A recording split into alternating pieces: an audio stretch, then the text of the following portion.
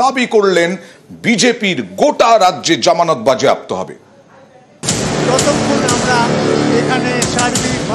পরের বছর রাজ্যে বিধানসভা ভোট, সেই ভোটের দামামা বাজিয়ে দিলেন মমতা বন্দ্যোপাধ্যায়। নেতাজি ইন্ডোরে তৃণমূলের বিশেষ অধিবেশন, এই মঞ্চ থেকেই 26-এর টার্গেট ঠিক করে দিলেন তৃণমূল নেত্রী। আমরা 215 পার করব, তারপরে কোনো কথা। এবারেও বিজেপি যে সিট পেয়েছে সেটা পেতে দিলে চলবে না। আমি বলেছি 2/3 মেজরিটি তো থাকবেই, তার বেশি আপনাকে নিয়ে আসতে হবে। বিজেপির জামানত জব্দ করতে হবে, এবারে জামানত জব্দ করার পালা। এদিনের অনুষ্ঠানে প্রথমে অভিষেক সুর চড়ান।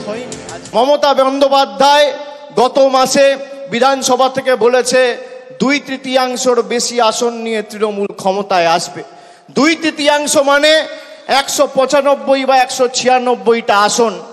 আমি আপনাদের বলবো, আমরা 214টা আসন 2021-এ পেয়েছিলাম।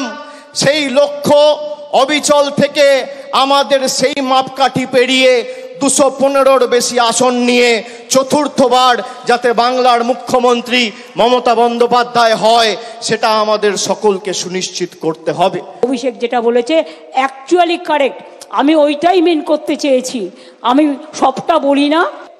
আর ওই 215 যেটা বলেছে, এখন আমাদের কাছে 220-21 আছে, বিজেপির থেকেও অনেকে জয়েন করেছে। আমরা 215 পার করব, তার থেকে বেশি হবে তো কম হবে না। ওই বলেছিল না আগের বার এসে, ইসবার 200 পার, হিসেবটা মিলিয়ে নেবেন। ইসবার কি করবে তৃণমূল কংগ্রেস? এবারে জামানত জব্দ করার পালা। খেলা নাম্বার 1 ভোটার লিস্ট, খেলা নাম্বার 2 মানুষের সাথে যোগাযোগ করে বাড়ি বাড়ি গিয়ে সংযোগ স্থাপন করা, খেলা নাম্বার 3 সংগঠনকে শক্তিশালী করা, আর খেলা নাম্বার 4 বিজেপির হবে হার। ইলেকশন যত এগিয়ে আসবে দেখবেন এজেন্সির তৎপরতা বাড়বে। ইলেকশন আসলেই মনে পড়ে তৃণমূলের কাকে কাকে চার্জশিট দিতে হবে, তৃণমূলের কাকে কাকে জেলে ভরানো হবে। জেলে তো ভরেছেন অনেককেই, কটা প্রমাণ করতে পেরেছেন আজ পর্যন্ত? লজ্জা করে না? আরজিকর কেসের আজ পর্যন্ত সমাধান করতে পারেননি। 2027 থেকে 29-এর মধ্যে বিজেপির ক্ষমতা শেষ। 2-3 বছরের বেশি আয়ু ওদের নেই। কাজেই বাংলাকে ওরা টার্গেট করেছে, তার কারণ অন্য কেউ লড়তে পারে না, বাংলা লড়তে পারে। বাংলা সর্বধর্মে বিশ্বাস করে। বিজেপিকে এখন আমি বলবো কমরেড, গেরুয়া কমরেড, ওপরটা হলুদ ভেতরটা লাল। কই গৌরী কমরেড? একবারও তো জিজ্ঞেস করেন না। আপনি দিল্লি কদিন ছুটি দেন? छठ पूजा में भी हम 2 दिन छुट्टी देता है, आप कितना दिन देता है? বিশ্বকর্মা পুজো হাফ ছুটি হয় সরকারি ক্যালেন্ডারে, কিন্তু স্কুলগুলো ছুটি থাকে। কোনো একটা অফিসার কালকে একটা বদমাইশি করেছিল, সে সাসপেন্ড হয়ে গেছে কর্পোরেশন থেকে।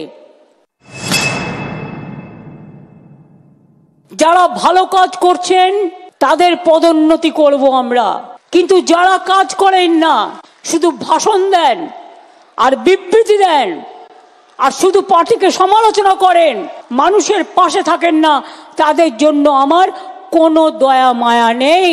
আমার দয়া মায়া আছে আমার মাটির ঘরের ছোট্ট কর্মীটার ওপরে, যে কর্মীটা বুক দিয়ে জোড়া ফুলকে আগলে রাখে। যে প্রার্থী হবে সিম্বলিক কথা। আমি দেখছি ইদানিং 2-1টা নেতা হয়েছেন, কেউ বলছেন আমি সিম্বল চিনি না বলে তার নেতার নাম বলছে।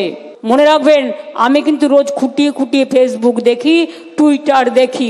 প্রতীকটা না থাকলে আপনি এমএলএ হতেন না, আর প্রতীকটা না থাকলে আপনি কাউন্সিলরও হতেন না, প্রতীকটা না থাকলে আপনি গ্রাম সভায় যেতে পারতেন না।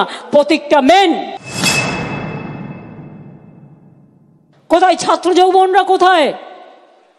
একসাথে লড়াইটা হবে তো নিজেদের মধ্যে আরো বেশি করে কোঅর্ডিনেশন বাড়াবার জন্য। এর থেকে বেশি কিছু আমার বলার প্রয়োজন নেই।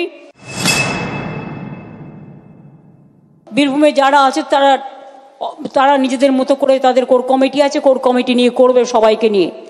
কেষ্ট কাউকে কিন্তু বাদ দেওয়া যাবে না, কাজলকেও কনফিডেন্সে নিতে হবে, আশিস দাকে আর শতাব্দীকেও মাঝে মাঝে ডেকে নেবে। নিউজ 18 বাংলা। অভিষেক বন্দ্যোপাধ্যায়